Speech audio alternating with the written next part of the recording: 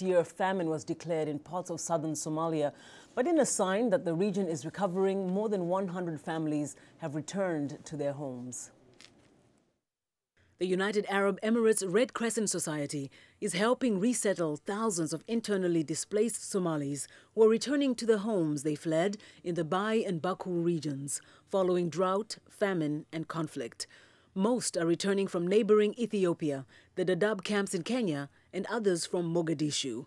This year's rainy season has raised hopes of a bountiful harvest, and the presence of Kenyan troops has reduced fears of Al-Shabaab cross-border attacks and kidnappings. We are ready to return to our region. The UAE Red Crescent Society will help us with resettlement in our region and give us some amount of money and food. The Red Crescent Society says it wants to ease resettlement in the south by supplying returnees with materials, food and transport to help them rebuild their homes and lives.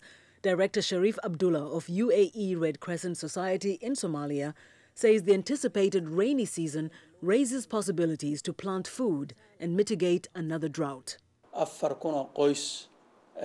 We are planning to resettle more than 4,000 internally displaced families in their regions after they fled from drought that hit 1,000 regions in Somalia, and we are helping them to return.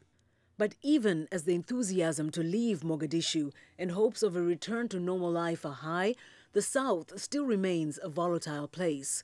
The south is still largely controlled by Al-Shabaab Islamist insurgents affiliated to Al-Qaeda who are fighting to topple the Western-backed government of Sheikh Sharif Sheikh Ahmed.